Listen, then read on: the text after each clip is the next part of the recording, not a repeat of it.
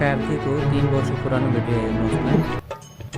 सुन म भन्दैछु बिहामा क्यामेरा लिएर जाँदाखेरि दुलैको एक्स क्यामेराम्यान परेपछि दुलै चकमन्न छ्याको 3 वर्ष अगाडि उहाँ स्यामसङ जेटो मोबाइल प्रयोग गरेर कमेडी भिडियो बनाउनुहुन्थ्यो। बिस्तारै उहाँले गाउँको भ्लग बनाउँदै युट्युबमा अपलोड गर्न थाल्नुभयो। त्यस समयमा उहाँका भिडियोले सामान्य भ्युज मात्र पाउँथे। हामी मध्ये धेरैले त्यसै बेला हार मानिसक्थ्यौँ, तर रतनले हार मानेनन्। अब यो भिडियो हेर्नुहोस् त। र फाइनली हाम्रो 300 वटा भिडियो प्लस भएको छ।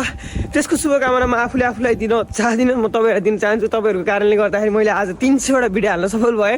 देश विदेश घुम्दै र गाडी किन्दै उहाँले युट्युबबाट उल्लेखनीय सफलता प्राप्त गर्नुभएको छ। अहिले उहाँ युट्युबबाट मात्रै मासिक रूपमा अनुमानित रु 1 लाख भन्दा माथि कमाउनुहुन्छ। यस्तै प्रदीप जोशीको यो भिडियो हेर्नुहोस् त। 3 वर्ष अगाडि साइकल चढेर भ्लग बनाउने काम गर्नुहुन्थ्यो र यदि तपाईँ उहाँका पुराना भिडियो हेर्नुहुन्छ र अहिलेको अवस्थासँग तुलना गर्नुहुन्छ भने उहाँले युट्युबमा गरेको मेहनतको प्रभाव देख्न सक्नुहुन्छ। प्रदीप जोशीले अहिले अनुमानित 50,000 देखि 1 लाख रुपियाँसम्म मासिक रूपमा कमाइराख्नु भएको छ केवल युट्युबबाट। हामी किन पछि परिरहेका छौँ त? यसको कारण हो कि हामी नेपालमा भिडियो हेरेर समय बिताउँछौँ, तर आफै भिडियो बनाएर पनि पैसा कमाउन सकिन्छ भनेर हामी विश्वास गर्दैनौँ। अरूले शून्यबाट सुरु गरेर यहाँसम्म आइपुगेका हुन् भन्ने कुरा थाहा हुँदाहुँदै पनि हामी आफै शून्यबाट सुरु गर्न डराउँछौँ। अहिले त झन् एआई को प्रयोग बढ्दो छ। जब पहिले केही साधन थिएनन् तब मान्छे अगाडि बढ्न सके भने अहिले हामीसँग त सबै प्रकारका साधनहरू छन्। समस्या भनेकै हामीसँग हिम्मतको अभाव हो। डाक्टर ताराजी र उहाँको टिमले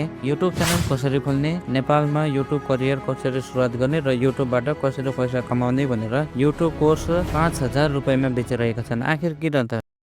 यता हेर्नु न सर, मेरो अघि मैले च्यानल देखाएँ नि, मेरो च्यानलमा कति सब्सक्राइबर छन् भने 4 लाख। एकजना मान्छे आएको थियो, तारा सर हजुरको च्यानल बेच्नुहुन्छ, कति लिनुहुन्छ भनेर सोधेको थियो। मैले भने 20 लाख रुपियाँ। ऊ किन्न रेडी थियो, तर मैले दिइनँ। किन दिउँ? महिनाकै 1 लाख रुपियाँ कमाउने च्यानल मैले किन 20 लाखमा बेचौँ?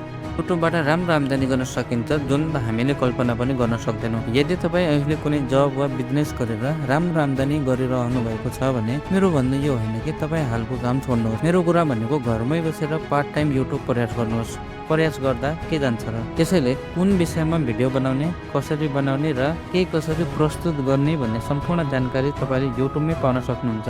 युट्युबमा सबै कुरा अभाइलेबल छ, केवल तपाईँमा खोज्ने र सिक्ने चाहना हुनुपर्छ। मलाई के लाग्छ भने छिमेकी देश भारतमा लाखौँ मानिसले युट्युबलाई आफ्नो जीवन जिउने माध्यम बनाएका छन्, तर नेपालमा भने त्यो स्तरको प्रयास र सफलता देखिँदैन। यसको कारण के हो भने नेपालमा मानिसहरू युट्युब भिडियो हेर्दै रमाउने गर्छन्, तर आफैले भिडियो बनाएर युट्युब मार्फत राम्रो आम्दानी गर्न सक्छन् भन्ने कुरामा विश्वास गर्दैनन्। हुन त नेपालमा युट्युब खोल्नुहोस्, भिडियो बनाउनुहोस्, पैसा कमाउनुहोस् भनेर प्रेरणा दिने व्यक्ति पनि निकै कम छन्। तर मेरो यो युट्युब च्यानल तपाईँहरूको साथ, सहयोग र समर्थनमा आधारित छ। मेरो उद्देश्य भनेकै नेपालमा युट्युबको पावरबारे चेतना फैलाउनु हो, किनकि युट्युब भनेको पैसाको महासागर हो। यहाँबाट कति पैसा कमाउन सकिन्छ भन्ने कुरा तपाईँको सोच, मेहनत र निरन्तरतामा निर्भर गर्छ।